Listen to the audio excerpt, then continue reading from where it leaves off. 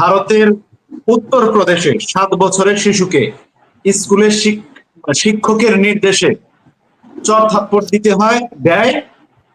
আর শিক্ষার্থীরা নির্দেশ দেয় শিক্ষিকা, কারণ শুধুমাত্র একমাত্র শিক্ষার্থী ছিল মুসলিম, সেই ছেলেটি 7 বছরের। এই যে তার ভাই মনির ভাই, সালাম ভাই, আমার শরীরটা আজকে একটু ভালো যাইতেছে না ভাই, আমার একটু ছেড়ে দেন। জি, শেষ করলে ভালো, অনেক রাত হয়েছে মনির ভাই। হ্যাঁ ভাই, আমার শরীরটাও ভালো না ভাই, জি জি জি, খারাপ লাগছে। থ্যাংক ইউ ভাই, সালাম আলাইকুম। এই যে দেখতে পাচ্ছেন কিভাবে চর থাপ্পড় দিচ্ছে। মুসলিম হওয়ার কারণে স্কুলের শিক্ষিকা নির্দেশ দেয় যে চর থাপ্পড় মারতে, শুধু একটাই কারণ, আর কোনো কারণ নাই।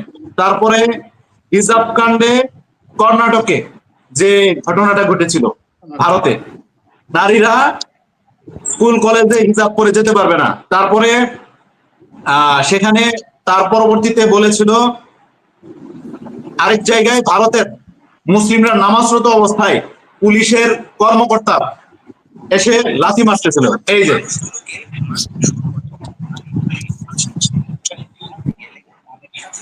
আশেপাশে যখন মানুষগুলো থামাইতে যায় তাদেরকেও তারা নির্যাতন করে। ভারত বারবার বলে আসছে বাংলাদেশে মুসলিমদের উপর নির্যাতন নিপীড়ন হচ্ছে, অথচ তাদের কোনো অভাব নেই নির্যাতন নিপীড়নের। দেখেন একজন মুসলিম নারী হেঁটে যাচ্ছে, এটা ভারতে।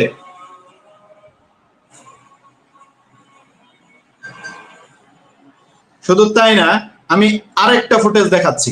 আজকে এগুলো দেখাতে চেয়েছিলাম দাদাকে, দাদা তো চোরের মতো পালালেন, কিন্তু এখন তো দাদাকে দেখাতে পারলাম না। তারপরেও আমি আরেকটা ফুটেজ দেখাই। দেখেন এগুলো এখনো সামাজিক যোগাযোগ মাধ্যমে ঘুরে বেড়াচ্ছে। তারা নারীর কথা বলে, দেখেন তাদের অবস্থাকে, বাসার বারান্দায় দাঁড়িয়ে আছে। এই যে দেখেন কিভাবে হোলি খেলাকে কেন্দ্র করে নারীদেরকে কিভাবে হেনস্থা করতেছে পুলিশ পাহারায়।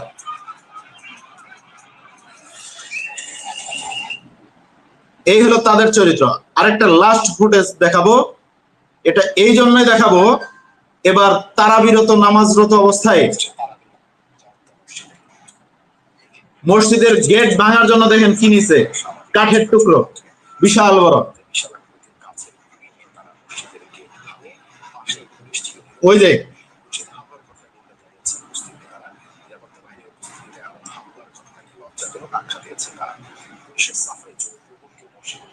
এই তথ্যগুলো এই কারণেই দেখালাম, ভারত নাকি মুসলিমদের জন্য নিরাপদ স্থল।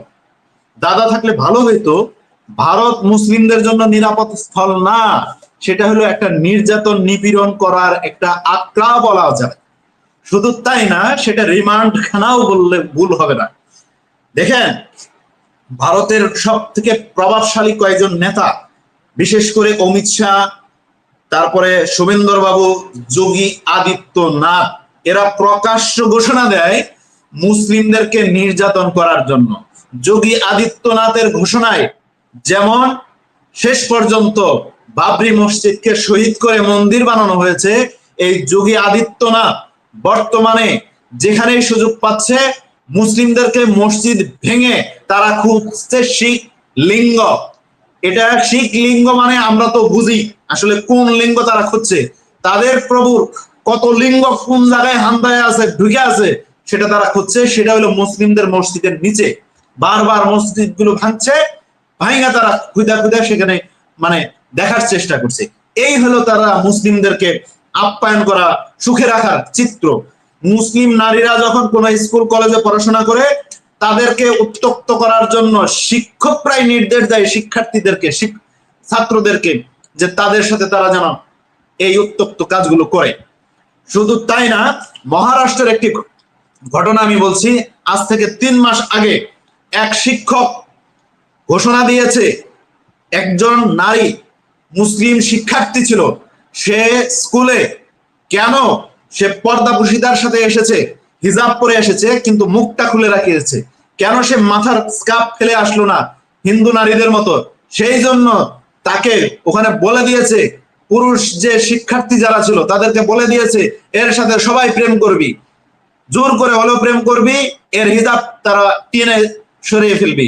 এটা ভারতের কোনো মিডিয়াতে আসে নাই, সোশ্যাল মিডিয়ায় কিছু ইয়েতে, ফেসবুক ইউটিউবে এটা এসেছে, এখনো সেগুলো ভাসমান সোশ্যাল মিডিয়ায়। তো এই যে তাদের অবস্থা, ভারতে প্রত্যেক দিন মুসলিমদেরকে গ্রেফতারের হার হলো অন্যান্য যে জাতিগোষ্ঠী আছে তাদের মধ্যে থেকে মুসলিমদেরকে গ্রেফতার এবং জেলখানায় পাঠানোর হার হলো 63.35%। 63.35% হলো মুসলিমদেরকে গ্রেফতার এবং তাদেরকে জেলখানায় ভরার একটা তাদের সমীকরণ প্রত্যেক দিনের। যেটা তাদের যদি 100 জনকে জেলখানায় ভরে তাহলে 63 জন, ধরেন 64 জনকেই তারা গ্রেফতার করে মুসলিমদেরকে। মুসলিমরা সেখানে কতটুকু নিরাপদ? মুসলিমদের অপরাধ কি? মুসলিমদের যদি জমির বাতর মানে আইন নিয়েও যদি হিন্দুদের সাথে ঝামেলা হয় তাহলে মুসলিম হিসেবে তাদেরকে গণ্য করে তাদেরকে আসামি হিসেবে গণ্য করা হয়, তাদেরকে অপরাধী হিসেবে গণ্য করা হয়। যেখানে যে দেশে একটা মুসলিম তার কৃষি জমিতে সে চাষাবাদ করার ক্ষেত্রে যদি হিন্দু সম্প্রদায়ের সাথে তার আইন নিয়ে ঝামেলা হয় আর সেখানে তাদের আইন অনুযায়ী আইন প্রয়োগ না করে উল্টা মুসলিম হিসেবে তাকে নির্যাতন করার উদ্দেশ্যে মুসলিম হিসেবে তাদেরকে নির্যাতন করে আইনি মার পেছে ফেলে তাদেরকে হেনস্থা করা হয়, তাহলে বুঝেন তাহলে ভারতে কি পরিমাণ মুসলিমরা নির্যাতনের শিকার হয়। শুধু তাই না, কর্ণাটকে যে মুসলিম যে নির্যাতন হয়েছে তার একটা নমুনা, একজন 63 বছর বয়সী বৃদ্ধ মহিলাকে কর্ণাটকে আজ থেকে 6 মাস পূর্বে 3 জন হিন্দু যুবক ছেলে জোরপূর্বক ভাবে এই বিধবাকে ধর্ষণ করে সেখানে, এবং সেই নারী যখন প্রশাসনের কাছে যায়, থানায় যায়, তার মামলা নেওয়া হয় না। মামলা না নিয়ে তাকে পাল্টা আবার থানা থেকে হুমকি দেওয়া হয় পুলিশ অধিকারী, সেই জায়গার একজন অফিসার, যে আবার তাকে দর্শন করবে প্রয়োজন হলে পুলিশ সদস্য। এই নারী যখন আদালতে যায়, আদালত তার মামলা নেয় না, বরং সেখানে সে আবার হেনস্থার শিকার হয়।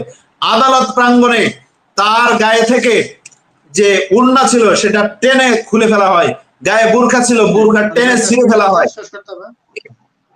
এই ভিডিওগুলো, এই তথ্যগুলো ভারতের কোনো মিডিয়ায় আজ পর্যন্ত প্রকাশ পায়নি। আজকে আমরা বলছি, আমাদের কথাগুলো তারা মনে করছে যে আমরা হয়তো কোথা থেকে নিয়ে আসলাম।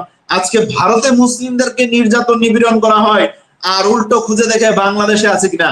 বাংলাদেশে যখন হিন্দুরা জামায়া ধরে থাকে তখন দাদাদের গায়ে খুব জ্বালা পোড়া করে। আজকে দাদা যদি থাকতেন তাহলে বলতাম আরো অনেক কিছু। দাদা আমাদের ভাষা নিয়ে কথা বলেছে, দাদা আপনাদের ভাষার থেকে অনেক বেশি ভালো ভাষা আমাদের আছে। আপনারা খুঁজে দেখুন আপনাদের টিভি চ্যানেলগুলো, ময়ূক রঞ্জনের ভাষা দেখুন, তারপর আরো উপস্থাপক আছে, উপস্থাপিকা আছে, তাদের ভাষাগুলো খুঁজে দেখুন। TV9, TV5, প্রথম কলকাতা, আরো অন্যান্য যারা আছে তাদের আপনারা ভাষাগুলো খুঁজে দেখুন। আপনাদের দেশের যে নাগরিকরা যারা টিভি টক শোতে বসে আমাদেরকে গালিগালাজ করে, আমরা যখন তাদের সাথে টক শোতে যাই তখন আমাদেরকে সোজা তারা অকথ্য ভাষায় গালিগালাজ করে, আর আপনারা আসছেন আমাদের ভাষা খুঁজতে। দাদা ন্যূনতম লজ্জাবোধ যদি আপনাদের থাকতো ওই চেহারাটা আপনারা দেখাইতেন না। অন্তত আমাদের লজ্জাবোধ আছে, তারপরেও আমরা আপনাদেরকে বোঝানোর চেষ্টা করি, আপনারা বুঝেন না। আপনাদের লজ্জা হওয়া উচিত, আপনাদের শরম থাকা উচিত। যদিও আওয়ামী লীগ আপনাদেরকে দর্শন করে দিয়েছে, আপনারা তারপরও বেহার মতো আওয়ামী লীগকে এখনো বসিয়ে বসিয়ে খাওয়াচ্ছেন, আপনাদের দেশে রেখে দিয়েছেন। এই আওয়ামী লীগ 71 সালে আপনাদের দেশে ছিল, সেই সময়ে যদি এইরকম সোশ্যাল মিডিয়ার যুগ থাকতো হয়তো আমরা জানতে পারতাম এই 71 সালে দীর্ঘ 9 মাসে কত ভারতীয়কে দর্শন করে দিয়ে আসছে আওয়ামী লীগ। সেই কারণে আওয়ামী লীগের প্রেতাত্মারা ওখানে জন্ম নিয়েছে, বংশ বিস্তার হয়েছে, সেটা আমরা হয়তো জানতে পারতাম। কিন্তু দুর্ভাগ্যের বিষয় 1971 সালে সোশ্যাল মিডিয়ার এইরকম আবির্ভাব ছিল না, এইরকম যুগ ছিল না, যে কারণে আমরা জানতে পারি নাই। তবে ভারতের যে নীতি আদর্শ সেটি হলো দর্শন করা এবং দর্শনকে প্রমোট করা, সমকামিতা করা, সমকামিতাকে প্রমোট করা, হিন্দুত্ববাদ কায়েম করা এবং সেগুলোকে মুসলিমদের উপর চাপিয়ে দেওয়া, এবং মুসলিমদেরকে তাদের প্রত্যেকটা নাটক, সিনেমা, টেলিফিল্ম প্রত্যেকটা জায়গায় মুসলমানদেরকে জঙ্গি হিসেবে উপস্থাপন করা। অথচ যে জঙ্গির উত্থান পতন সবকিছু হলো হিন্দুদের হাত দিয়ে, সনাতনীদের হাত দিয়ে, ভারতীয়দের হাত দিয়ে, সবকিছু তারা নিজেরাই করে মুসলমানদের উপর চাপিয়ে দিয়ে নির্যাতন নিপীড়ন করার হোলি খেলায় তারা মেতে উঠেছে। ধন্যবাদ।